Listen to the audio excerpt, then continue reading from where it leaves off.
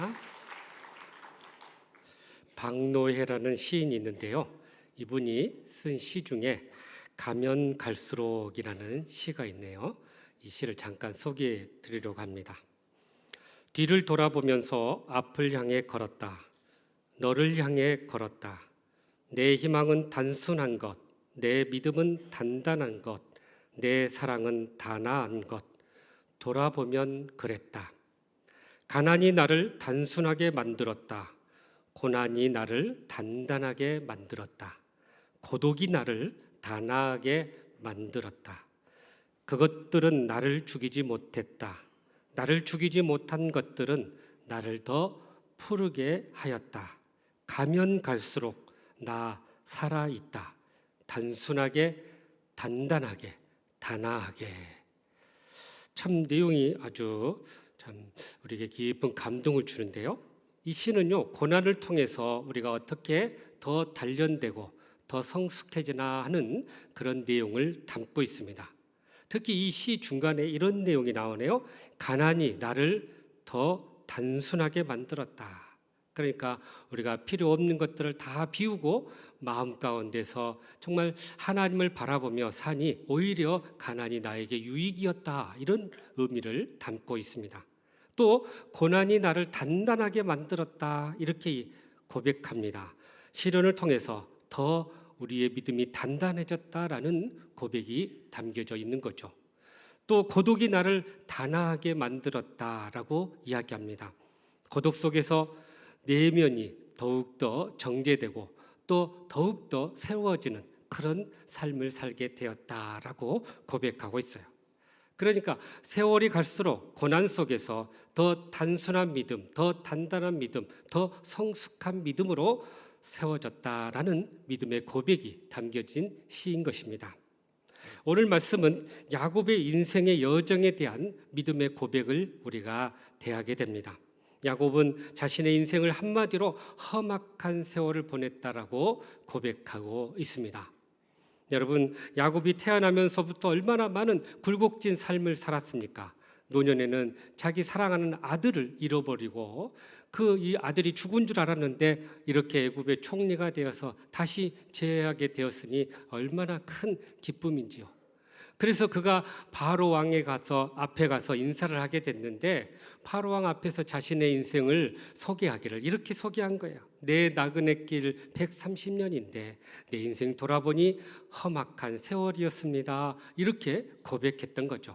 그러므로 우리가 험악한 나그네 인생에서 어떻게 하면 정말 복되고 또 승리하며 살아갈 수 있을 것인지 오늘 또 주시는 말씀을 통해 주님의 음성을 듣고 그렇게 하나님과 함께함으로 승리하는 저와 여러분 되시기를 주님의 이름으로 축복합니다. 먼저 우리 1절 말씀을 같이 읽어보죠. 시작. 요셉이 바로에게 가서 고하여 이르되 내 아버지와 내 형들과 그들의 양과 소와 모든 소유가 가나안 땅에서 와서 고센 땅에 있나이다 하고. 아멘. 요셉이 애굽 왕에게 자신의 아버지와 형들이 이제 다 이렇게 내려와서 고센 땅에 거주하고 있다라고 보고를 하죠. 사실 요셉이 형들의 시기와 미움을 받고 17살에 미디안 상인에 의해서 이렇게 노예로 팔려와 가지고 노예 생활을 하다가 또 거기서 누명을 써서 감옥 생활을 하다가 그런데 하나님의 특별하신 은혜를 입어가지고 애굽의 총리가 되었던 거예요. 그런데 그 과정이 참으로 이루 말할 수 없는 어려움을 겪었던 거죠. 그러나 더욱 가슴 아프고 괴로웠던 사람은 사실 그의 아버지 야곱이었던 겁니다. 야곱이 지금이야 요셉을 만나서 기쁨으로 참 과거의 이야기를 이렇게 나누지만 그러나 오랜 세월 그 사랑하는 아이를 잃었다는 그 슬픔 가운데 그런 고통 가운데 살았던 그런 인물이었어요. 형들이 이 순념소의 피를 요셉의 못에 묻혀가지고 이 짐승들에 의해서 동생이 죽었습니다 하는 그것을 가져왔을 때는 그 아픔과 고통이 너무나 컸기에 그가 옷을 찢고 애통하면서 그렇게 베옷을 입고 슬퍼하는 그런 모습이 있었던 것입니다. 다른 사람이 아무리 그를 위로해도 그 슬픔이 깊었기 때문에 그가 고백하기를 내가 슬퍼하며 수월 죽은 자가 가는 그 음부로 내려가서 이 아들을 만나고자 한다. 그렇게 고백할 정도였던 거예요. 그런데 놀랍게도 하나님께서 그들과 함께 하심으로 다시 그들이 재회하게 되었고 또 하나님의 크신 은혜로 그들이 오히려 더 편한 생활을 하게 되었던 거예요.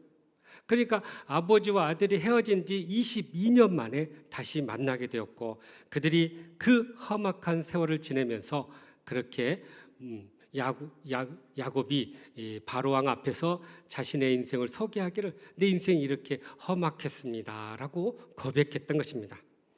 여러분, 우리가 사랑하는 사람과 헤어지는 아픔이 얼마나 큰 고통인지 모릅니다.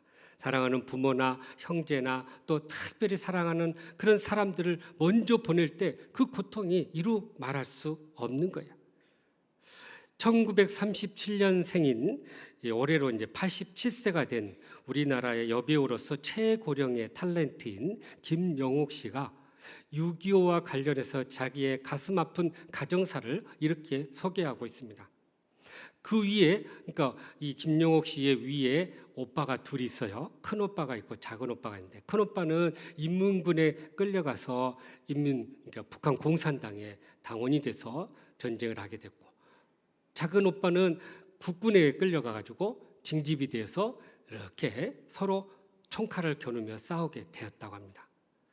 그런데 이 작은 오빠는 전쟁을 하다가 다쳐가지고 이제 부상을 입어서 의과사 제대를 해서 집으로 돌아왔어요. 그래서 이 큰오빠 역할을, 가장 역할을 했다고 합니다. 그런데 이 큰오빠는 그 이후로 아무 소식이 없는 거예요. 죽은지 살았는지 생사를 알 수 없었다고 해요. 그런데 2000년 11월 달에 이 이산가족 상봉대회가 있을 때 이때 혹시나 하고 신청을 했는데 놀랍게도 그 오빠가 살아 있었던 거예요. 그래서 상봉 장소에 가가지고 만났는데요. 50년 전에 그 모습은 다 사라지고 얼굴이 쭈글쭈글해서 알아볼 수 없는 그런 분이 앉아 계시더라는 거예요. 그동안 어떻게 살았나 그렇게 서로의 참 삶을 나누는데 어느덧 이 만남의 시간이 끝나갈 때 또다시 이별해야 되는 그 슬픔 가운데 있을 때 더 가슴이 아프고 더 마음이 아팠던 거예요. 이처럼 사랑하는 가족과 생리 이별을 한다는 것이 참 우리 인생에서 이렇게 슬픈 이야기라는 거죠. 그래서 우리 인생에 사랑하는 사람을 이렇게 헤어지고 나서 그리움 가운데 살아가는 사람들이 얼마나 많은지 모릅니다.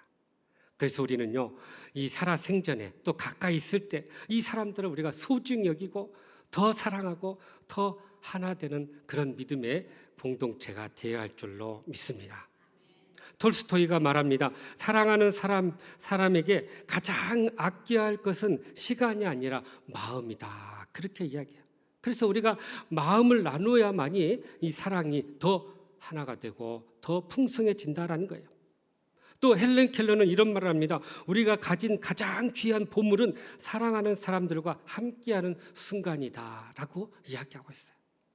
그러니까 우리가 사랑하는 사람들이 같이 이렇게 오래 살면 참 좋겠지만 안타깝게도 먼저 갈 수도 있고 또 여러 가지 이유로 멀리 떠나 보낼 수도 있다는 거예요. 어느 노 부부의 이야기가 있는데요. 남편은 늘 바쁘다는 이유로 아내에게 작은 마음의 표현들을 하지 못하는 그런 분이었다고 합니다. 남편은 속으로 그래 다 알고 있겠지 하고는 표현하지 않고 그냥 늘 마음 가운데만 이렇게 품었지 말로 표현하지 않는 그런 분이었어요. 그런데 세월이 흘러서 이 아내가 먼저 세상을 떠나게 되었다고 합니다. 장례식 날 남편은 이 아내의 관 옆에 서가지고 흐느끼며 말했다네요. 당신 살아있을 때 꽃 한 송이 제대로 주지 못한 게 너무나 한스럽네요. 그렇게 후회했다는 거예요. 여러분, 그래서 남편이 그때 이렇게 깨달았다는 거예요. 사랑은 마음속에 두는 것이 아니라 지금 행동으로 표현해야 한다라는 것을 그가 크게 깨달았다는 거예요. 그러니까 우리가 사랑하는 사람 옆에 있을 때 하나라도 더 나누고 더 베풀고 그렇게 사랑의 마음을 같이 나눌 때 더 큰 은혜가 있게 될 줄로 믿습니다. 그래서 요한일서 3장 18절 19절에 이렇게 우리에게 말씀하시네요. 시작. 자녀들아, 우리가 말과 혀로만 사랑하지 말고 행함과 진실함으로 하자. 이로써 우리가 진리에 속한 줄을 알고 또 우리 마음을 주 앞에서 굳세게 하리니. 아멘. 자, 여기 보니까 우리가 말과 혀로만이 아니라 행함과 진실함으로 사랑하자 그래요. 그래서 사랑하는 사람들이 가까이 있을 때 한 번이라도 더 만나고 더 나누고 더 베풀면서 그렇게 말이 아닌 또 혀가 아닌 사랑과 진실함으로 행함으로 그렇게 우리의 사랑을 나누며 그렇게 아름다운 가정을 이룰 수 있기를 간절히 바랍니다. 그러므로 수고와 슬픔뿐인 우리의 인생이지만 서로 소중함을 깨닫고 서로 귀하게 여기고 더 사랑으로 섬기는 그러한 복된 삶들이 되시기를 주님의 이름으로 축복합니다. 계속해서 우리 4절 말씀 다시 읽어보죠. 시작. 그들이 또 바로에게 고하되 가나안 땅에 기근이 심하여 종들의 양떼를 칠 곳이 없기로 종들이 이곳에 거류하고자 왔사오니 원하건대 종들로 고센 땅에 살게 하소서. 아멘. 자, 요셉이 형들 중에 5명을 택하여 애굽 왕 바로 앞에 가서 인사를 하고요. 그들이 이 고센 땅에 머물도록 허락해 주십시오라고 간청을 하죠. 그래서 이 바로 왕이 그것을 받아주고 수용합니다. 그러면서 그들의 직업이 뭐냐 물었더니 양들이나 염소를 치는 목자들이다. 그렇게 이야기하죠. 그랬더니 그들 중에 양을 잘 치는 사람 또 말을 잘 관리하는 사람들을 목자장으로 세워서 그렇게 귀한 일들을 맡기게 됩니다. 근데 여러분 여기서 우리가 눈여겨봐야 될 게 요셉이 바로 왕에게 자기들 소개하면서 거류한다라는 표현을 쓰고 있어요. 그러니까 이 거류한다는 말이 무슨 말이냐면 잠시 머문다라는 말이에요. 나그네로서 잠시 머무는 곳이다. 사실 이 요셉의 도움으로 말미암아 형들이 이 가나안에 기근이 있어가지고 내려와서 좀 더 편하고 음식을 먹으면서 행복하게 살 수 있는 환경이 되었어요. 그러니까 그들 마음 가운데는 여기서 더 오래 살고 더 행복하게 살았으면 좋겠다 그런 생각이 들었을 것입니다. 그럼에도 불구하고 그들은 이 애굽 왕에게 여기서 잠깐 거류할 자다라고 자기들을 소개하고 있다는 거예요. 여러분 믿음의 성도들은요 우리가 현실적으로 보면 척박한 가나안보다는 풍요로운 애굽의 삶을 더 우리가 바라볼 줄 모르나 믿음의 성도들은 오히려 하나님이 약속하신 그 땅을 붙잡고 그 땅을 바라보며 살아가는 성도라는 사실입니다. 그래서 믿음의 성도들은 하나님의 뜻을 구하면서 애굽의 풍요로운 삶보다는 하나님 비록 척박하고 어려운 땅이지만 하나님이 도우시고 인도하시는 땅으로 가야 한다는 거예요. 그래서 그들은 자신을 소개하기를 거류민 나그네로 소개했던 것입니다. 여러분 우리가 꼭 기억해야 할 것은 우리는 이 세상의 성공과 풍요만을 따라 살아가는 사람들이 결코 아니라는 거예요. 우리는 험악한 삶이라 할지라도 하나님이 인도하시는 땅, 하나님이 인도하시는 환경으로 나아가게 되는 것입니다. 그것이 바로 진정한 형통의 삶인 것이죠. 잠시 물질적인 풍요를 누리기 위해서 하나님을 떠나 살기보다는 영원한 천국과 영원한 하나님의 축복을 바라보며 지금은 힘들지만 그 고통을 이겨내는 그러한 삶이 진정 믿음의 삶이라는 것입니다. 우리가 놀랍게도 기억해야 할 것은 우리가 사망의 음침한 골짜기를 다닐지라도 하나님 우리와 함께 하시고 우리의 모든 필요를 공급해 주시기 때문에 결국 우리의 삶은 내 잔이 넘치나이다라고 고백하며 승리하게 될 줄로 믿습니다. 요즘 다들 어렵게 살아가는데요. 참 이 지표상으로는 보면 우리나라 국민 소득이 3만 불이 넘었다고 그래요. 그런데 현실을 보면은 예전보다 더 여유가 없는 것을 보게 됩니다. 그래서 우리 자녀들이 부모 댁에 와가지고 혹시 하나라도 뭐 더 챙겨갈까 그런 마음으로 부모님을 찾아뵌다고 해요. 그래서 요즘에 이런 말이 있답니다. 아들이 이렇게 오면은요 날강도라고 하고요, 며느리는요 바람잡이래요. 딸은 이쁜 도둑이고요, 사위는 장물합이라고 합니다. 손자들은 와서 좀도둑이라고 하는데 이 사람들이 한꺼번에 오면 떼강도다. 그만큼 뭔가 하나라도 더 얻으려고 한다는 거예요. 그런데 부모님은요, 이 자녀들의 상황과 형편을 다 아시고는요, 자주 집에 와서 그래 뭐라도 더 가져가라, 그런 마음으로 자녀들을 받아들이고 그것을 기쁨으로 여긴다는 거예요. 여러분, 우리 주변에 보면요, 참 어렵고 힘들게 살아가는 분들이 참 많아요. 제가 아는 한 나이 많은 집사님 계시는데요, 이분이 젊어서 얼마나 고생을 했는지요. 아들 둘, 딸 다섯 있었는데 남편은 그렇게 나놓고도 아무런 경제적 도움을 안 주고 맨날 밖으로 돌아다니시면서 하나 도움을 안 줬다는 거예요.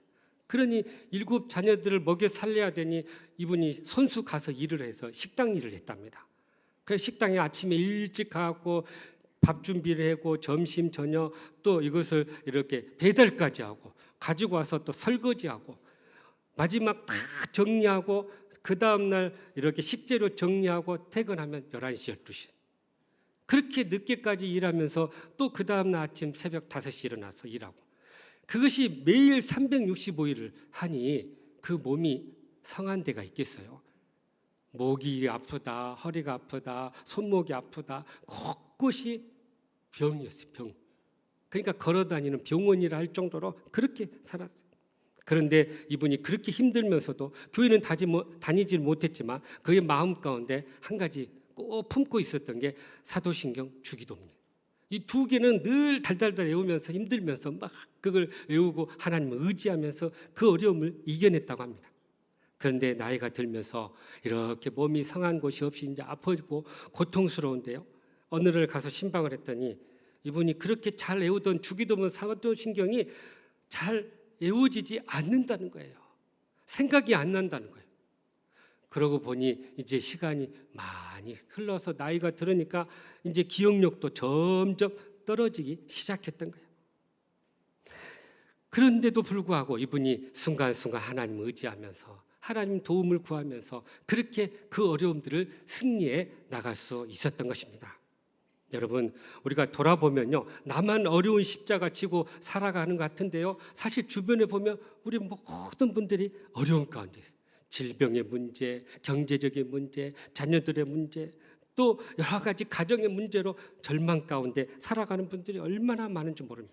그러나 중요한 것은 그분들이 믿음으로 그 어려움들을 이겨내고 결국 승리의 삶으로 나아가더라는 거예요. 그러니까 똑같이 안 믿는 사람들과 우리가 믿는 사람들이 고난을 겪고 어려움을 겪지만 결국 믿음의 사람들은 하나님 앞에 매달리고 기도하면서 그 어려움들을 결국 이겨내고 승리하더라는 사실입니다. 그래서 마태복음 7장 11절에 이렇게 말씀하시네요. 시작. 너희가 악한 자라도 좋은 것으로 자식에게 줄 알거든 하물며 하늘에 계신 너희 아버지께서 구하는 자에게 좋은 것으로 주시지 않겠느냐. 아멘. 아멘. 그러니까 우리가 고난 가운데 참 하나님 앞에 매달리고 기도하니까 하나님께서 우리에게 좋은 것으로 보답해 주시고 응답해 주셨다는 거예요. 그래서 오스왈드 챔버스 목사님도 이런 말을 합니다. 하나님은 우리가 바라는 것을 주시는 분이 아니라 우리가 정말 필요로 한 것들을 공급해 주시는 분이시다라고 말씀해요. 그러니까 우리가 가장 필요한 게 뭔지 그 하나님의 때에 가장 좋은 것으로, 가장 좋은 방법으로 그렇게 우리를 채워주시고 인도하시는 그 하나님을 믿고 나아가야 할 줄로 믿습니다. 그러므로 우리가 험악한 생활 가운데, 세월 가운데서 경제적인 여러 가지 어려움과 고난이 있다 할지라도 가장 좋은 것으로 공급해 주시고 인도하시는 그 하나님만 바라보면서 끝까지 승리하는 저와 여러분 되시기를 주님의 이름으로 축복합니다. 마지막으로 우리 9절 말씀이네요. 시작. 야곱이 바로에게 아뢰되 내 나그네 길의 세월이 130년이니이다. 내 나이가 얼마 못 되니 우리 조상의 나그네 길의 연조에 미치지 못하나 험악한 세월을 보내었나이다 하고. 아멘. 야곱이 자신의 인생을 험악한 인생이라고 이렇게 고백하고 있습니다. 사실 그도 그렇지, 그가 형과 아버지를 속여가지고 도저히 같이 살 수가 없을 때 그가 가정을 떠나서 먼 삼촌네 집에 가서요 20년 동안 타향살이를 합니다. 그런데 그 삼촌 집에 가서도 행복했냐? 그렇지 않았어요. 거기서도 자기는 속임을 받게 되고 자기 아내와 결혼하기 위해서 14년을 고생을 하고 또 6년 동안 자기의 재산을 이렇게 쌓아가는데 품삯을 6번이나 바꿔가면 10번이나 바꿔가면서 그렇게 삼촌에게도 속임을 받게 돼요. 그런데도 놀랍게 또 자기의 사랑하는 아내를 먼저 잃어버리죠. 또 가장 사랑하는 아들을 잃어버리는 그런 어려움들을 겪었어요. 그래서 야곱의 삶을 가만히 보면 이 수고와 슬픔뿐인 인생이었다라고 우리가 말할 수 있는 거죠. 그런데 모세도요 똑같이 이런 고백을 해요. 시편 90편 10절입니다. 시작. 우리의 연수가 70이요 강건하면 80이라도 그 연수의 자랑은 수고와 슬픔뿐이요 신속히 가니 우리가 날아가나이다. 아멘. 자, 우리의 인생이 70이고 강건하면 80이지만 수고와 슬픔뿐인 인생이다. 그렇게 고백하고 있어요. 가만히 어르신들의 말을 들어보면요, 참 인생이 일잔축몽이다 그런 말씀을 하시더라고요. 근데 제가 젊었을 때는 그게 이해가 안 됐어요. 근데 나이가 들어갈수록 과거의 시간들이 이렇게 빨리 갔구나 그러면서 그 말이 새삼 새롭게 느껴져요. 우리가 인생을 정리하면서 그런 생각을 합니다. 이렇게 빠른 인생이구나. 수고와 슬픔뿐이구나. 그럼 이 슬픔 인생 가운데 우리가 어떻게 하면 행복한 인생을 살아갈 수 있을까? 교회사에서 내려오는 전해진 이런 이야기가 있어요. 다윗 왕이 이 반지 세공업자를 불러가지고 나에게 좋은 반지를 이렇게 만들어주고 거기에 내가 평생 잊지 못할 글귀를 하나 넣어달라. 그렇게 요구를 합니다. 그래서 그걸 볼 때 내가 교만하지 않고 또 소망을 갖고 살아갈 수 있도록 좋은 글귀를 넣어달라고 해요. 그래서 반지는 잘 만들었는데 그 반지에다가 글귀를 넣으려고 보니까 도대체 뭘 넣을까 고민이 되는 거예요. 그래서 고민하다가 안 되겠다 싶어서 이 솔로몬 왕자에게 찾아갑니다. 그래서 이 이야기를 하고 한 글귀를 추천받아요. 그래서 그 글귀를 써가지고 다윗 왕에게 갖다 줬더니 다윗 왕이 너무 좋아하고 기뻐하고요. 그래서 큰 포상을 받게 됐다고 합니다. 그 글귀가 뭐냐면요, 이 또한 지나가리라라는 글귀였어요. 그러니까 그 글귀를 보면서 인생의 고난도 이겨내고 또 인생의 여러 가지 행복도 또 교만하지 않도록 그렇게 자기를 낮추게 하면서 그 글귀를 통해서 다윗 왕이 끝까지 승리하게 됐다라는 그런 이야기가 있습니다. 여러분, 전도서에 보면요, 전도자가 외치는 말이 있죠. 모든 것이 헛되고 헛되도다. 모든 것이 헛되다고 인생을 이렇게 고백하고 있습니다. 그런데 그 헛되다는 인생이 그가 이 헛됨을 극복하기 위한 방법을 하나 제시해 줬는데 그것은 바로 창조주 하나님을 기억하라라고 말씀하고 있는 거예요. 헛된 인생이고 고난과 어려움이 있는 인생이지만 그러나 우리가 의미 있는 삶을 살고 행복한 삶을 살기 위해서는 그 가운데서 하나님을 붙잡고 믿음으로 살 때 우리는 결국 승리하게 될 줄로 믿습니다. 비록 인생이 수고와 슬픔뿐이지만 그러나 우리가 하나님을 만나고 그 하나님과 동행할 때 우리의 인생은 복된 인생이 될 줄로 믿습니다. 미국 복음주의 교단의 대표적인 목사님인 존 파이퍼 목사님 계신데요. 이분이 이런 이야기를 해줘요. 60대 두 여성 선교사님이 아프리카 카메룬에 가서 선교 활동을 하게 되었습니다. 한 분은 의사였고 한 분은 간호사였어요. 그래서 여느 때처럼 차를 타고 저 오지에 있는 곳에 가서 이제 의료 선교를 하려고 가다가 근데 안타깝게도 이 차의 브레이크가 파열돼 가지고 내리막에서 이것이 브레이크가 안 들어가지고요. 낭떠러지로 떨어져서 그만 그 두 분이 그곳에서 숨지게 돼요. 세상 언론이 그 사실을 알고 이 사실을 언론에 대서필을 한데요. 제목을 이렇게 이야기했답니다. 두 선교사님의 비극적인 죽음. 그런데 이 존 파이퍼 목사님이 그것을 보고 이것을 이렇게 해석한 거야. 이것이 어떻게 비극적인 죽음이냐. 한평생 주님을 위해 헌신하고 불의의 사고를 당했지만 그러나 이것은 결코 비극적인 삶이 아니다라고 이야기한 거예요. 그러면서 존 파이퍼 목사님이 복음의 관점에서 봤을 때 이것은 결코 비극적인 삶이 아니다는 거예요. 하나님의 일을 하다가 이렇게 돌아가신 것은 오히려 더 복된 인생이다라고 외쳤던 거죠. 그러면서 진짜 비극적인 인생이 어떤 인생인가를 소개해 주세요. 한평생 하나님을 알지 못하고 자기 행복과 호의호식을 위해서 살다가 그냥 아무 일 없다가 그냥 그렇게 죽음을 맞이하는 인생이야말로 진짜 비극적인 인생이다라고 존 파이퍼 목사님이 이야기했던 거예요. 우리는 좋은 차, 좋은 집, 좋은 직장, 어떻게 하면 참 행복한 삶을 살까, 그렇게 자신의 삶을 이렇게 준비하고 또 그것을 위해서 애쓰지만 결국 그 인생에 하나님이 없는 인생이라면 그것은 비극적 인생이다라고 말씀하고 있는 거예요. 여러분, 그러나 반대로 비극적인 상황이고 어떤 고난과 어떤 아픔의 형편 가운데 있다 할지라도 하나님이 함께 하시면 그거야말로 복된 인생이라는 사실을 믿을 수 있기를 간절히 바랍니다.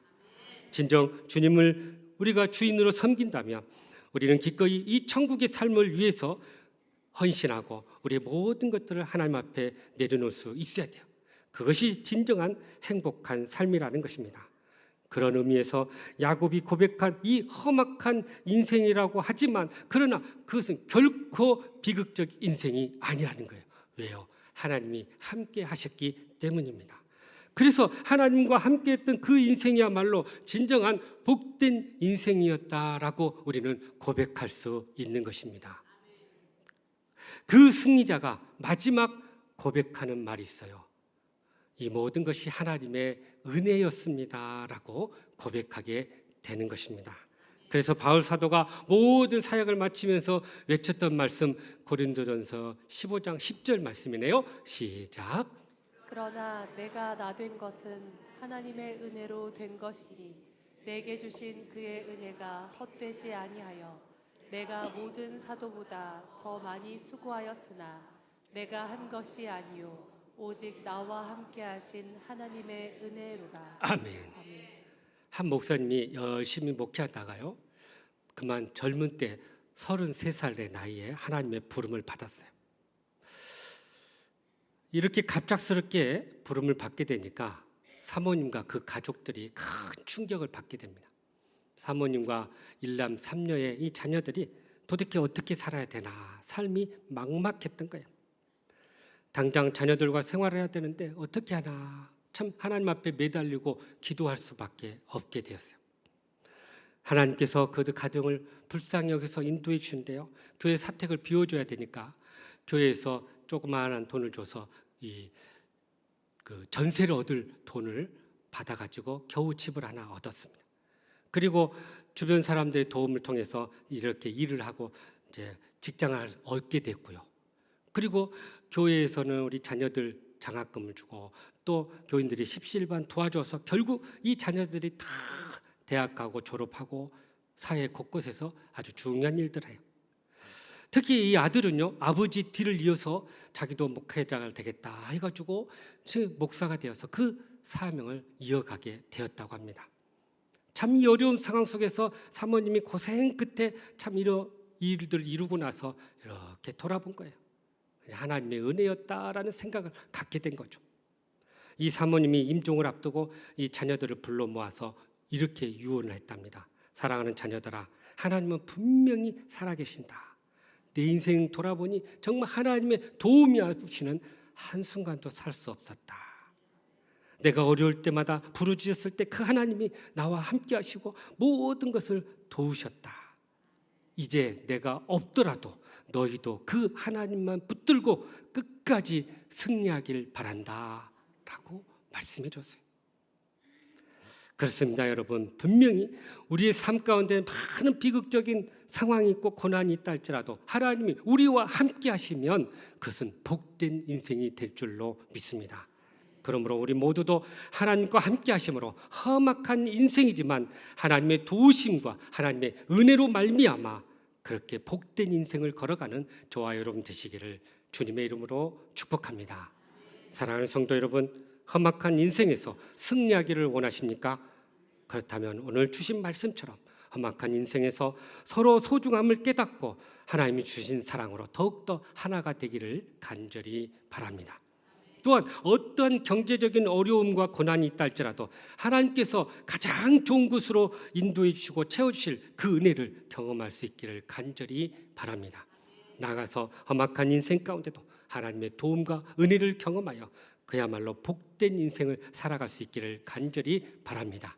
그래야 하나님 앞에 섰을 때 또 우리 모든 자녀들에게 모든 것이 하나님의 은혜였다라고 고백하며 영광 돌리며 승리하는 저와 여러분 되시기를 주님의 이름으로 축복합니다.